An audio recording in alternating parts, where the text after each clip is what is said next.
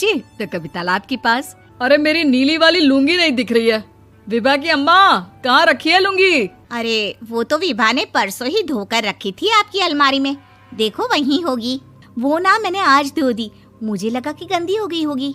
अरे कैसे गंदी हो गई थी, उसे तो मैंने पहना भी नहीं। हे भगवान, इस लड़की के कपड़े धोने की आदत से परेशान हो गया हूँ मैं। जितना तो घर में राशन नहीं आता, उससे कहीं ज्यादा डिटर्जेंट पाउडर का खर्चा है। इसकी शादी करवा दो, शादी। जाए अपने घर में ही करे काम, फिर चाहे घर के कपड़े धोने हो या पूरे गांव के। हाँ ठीक बोल रही हो, देखता हूँ मैं कोई लड़का। वो दिन भी आ जाता है जब विभा को देखने लड़के वाले आ जाते हैं। लड़की मुझे अच्छी लगी। होने वाली सास कहती है, बेटी अगर कुछ पूछना है तो पूछ लो। वैसे तो हमारी लड़की बहुत ही शर्मीली है, जो बोल दो वो मान लेती है, इसे क्या पूछना होगा। अरे कैसी बात कर रही हो माँ, मुझे इन लोगों के घर रहना है, सवाल तो कई है। हाँ हाँ बेटा, पूछ लो ना, क्या पूछना है। आप लोगों के घर कपड़े कौन धोता है? सास का मुंह बन जाता है। देखो, अगर तुम ये कहना चाहती हो कि तुम्हें कपड़े धोने नहीं आते तो सुन लो, कपड़े मैं ही धोती हूँ, लेकिन तुम्हारे आ जाने के बाद मैं रुमाल तक नहीं धोऊंगी। अरे चुप रहना भाग्यवान, बहू बेचारी घर आई नहीं, उसे डराना शुरू कर दिया। वो क्या है ना बिटिया, अभी तक तो ये कल्लू की माँ ही धोती थी, लेकिन अब तुम्हारे पापा तो दहेज में वॉशिंग मशीन देंगे ही। तभी विभा की माँ बोल पड़ती है, सवाल भी पूछा तो क्या। वैसे भाई साहब, मशीन की तो फिर भी कपड़े धोने की कैपेसिटी होती है। मतलब जो बिटिया दे रहे हैं ना विभा, इसे कपड़े धोने का बहुत शौक है। ये आप लोगों के क्या, आस पड़ोस गांव मोहल्ले सबके कपड़े धो दे और उफ तक ना करे। बाहर देखा नहीं आपने कितने कपड़े सूख रहे हैं, सब हमारी बिटिया ने ही तो धोए हैं। बस भी करो ना माँ, शर्म आ रही इतनी तारीफ सुनकर। और तो और एक दाग निकाल कर दिखाओ तो मान जाऊँ। हाँ अच्छा, माफ करना बेटा, मैंने गलत समझा। हमें तो रिश्ता बहुत पसंद है। और ऐसे जुड़ जाता है रिश्ता कपड़े धोने का शौक रखने वाली विभा का। उसकी शादी हो जाती है कोयला फैक्ट्री में काम करने वाले कल्लू के साथ। शादी के बाद अचानक विभा चिल्लाती हुई सास के पास आती है। सासू माँ, अरे सासू माँ कहाँ है आप? ये तो धोखा है, धोखा दिया आप लोगों ने मुझे। इसे ससुर के चक्कर के बारे में पता चल गया। अरे तो उसमें तुझे क्यों धोखा मिला है? अरे नल में पानी नहीं आता, कपड़े कैसे कब धुलेंगे? अच्छा, तू पानी नहीं आ रहा उसकी बात कर रही है। तो आपने क्या सोचा? कुछ नहीं। अच्छा, तेरी माँ ने कहा था कि कपड़े धोने का शौक है तुझे, याद आया मुझे। शौक बोलकर कपड़े धोने वाले मेरे जुनून को कम ना आके सासू माँ, कपड़ा धोना मेरा गुरूर है। तभी पति भी वहाँ आ जाता है। अभी मैंने इसे सनी देओल की फिल्म दिखाई है, उसी के डायलॉग मार रही है माँ। अच्छा सुन, साफ साफ बता रही हूँ, पानी सुबह 4 से 6 और शाम को 10 से 12 आता है, समझी?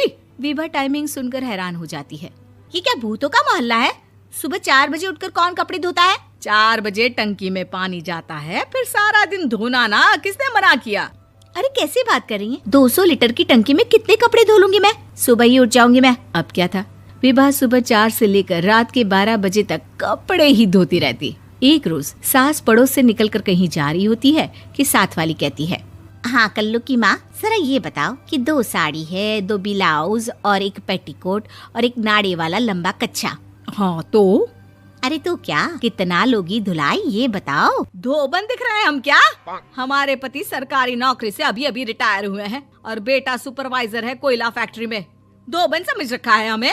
हाय रे कल्लू की अम्मा, माफ कर दो, वो तो मोहल्ले में यही सब बता रहे थे कि तुमने बहू को कपड़ा धुलवाने के काम में लगा दिया है। सास को पड़ोसन की बात सुनकर गुस्सा आ जाता है। वो घर पहुंचती है जहां घर के बाहर ही इतने सारे कपड़े सूख रहे होते हैं जितने कि किसी धोबन के घर पर। अरे ओ कल्लू की दुल्हन, बाहर निकल। माँ जी यहीं आ जाओ, बाथरूम में चादर धो रहे हैं हम। अरे अभी हम धोते हैं, तुमको बाहर निकलो। ये आस पड़ोस वाले बोल रहे हैं कि हम बहू से कपड़े धुलवा कर उसे कपड़ा धोने वाली बना दिए हैं। अरे छोड़ो ना माँ जी, किन लोगों की बातों में आती हो? आस पास के लोगों का तो काम ही होता है कि वो किसी तरह सास बहू को लड़ा दे। बहू सारे घर के कपड़े धोती है, ये क्या कम है? बोलिए। सास को भी लग जाता है कि वो बहू का ये सनकीपन नहीं छुड़वा सकती, इससे अच्छा है कि खुद ही चुप हो जाए। एक रोज सास और बहू मंदिर जाते हैं, जहाँ सास की साड़ी वहाँ खड़ी भीख मांगने वाली से मिलती है। माँ जी क्या बात है, आपकी साड़ी उस भिखारन से कितनी मिल रही है ना? हाँ देखो तो दोनों की साड़ी मिल रही है। क्या बात है कल्लू की अम्मा, तुम खुद को तो अफसर की बीवी बताती हो और ऐसी सिंपल सी प्लेन साड़ी पहनकर घूमती हो। सिंपल और प्लेन नहीं है ये साड़ी। तो क्या सोने के धागे से फूल बने हैं? कुछ भी सासू माँ, कुछ भी। हाँ, बने थे इस साड़ी में सोने के धागे से फूल। मेरे पति लेकर आए थे मद्रास से स्पेशली मेरे लिए 10,000 की। ताहे भाई साहब इस भिखारन के लिए भी सेम टू सेम साड़ी लेकर आए होंगे 10,000 की। सास उस वक्त तो कुछ नहीं कहती, लेकिन बहू के साथ घर आती है और अलमारी से एल्बम निकाल कर लाती है। ये साड़ी देख रही है, ये वही साड़ी है जिसे मैंने अभी पहना था। इस साड़ी में ये जो चमकदार फूल दिख रहे हैं ना, ये सोने के धागों से काढ़े गए हैं। लेकिन तू लोकल वॉशिंग मशीन ब्रश से घिस घिस कर सारे फूलों को निकाल कर साड़ी प्लेन कर दी। मुझे माफ कर दीजिए सासू माँ। और तो और, जब मैंने तुझे तेरी गलती के लिए कुछ नहीं कहा, लेकिन तूने तो सबके सामने मेरा मजाक ही बना दिया। क्यों? बहू को समझ में आ जाता है कि अब से उसका कपड़े धोना बंद।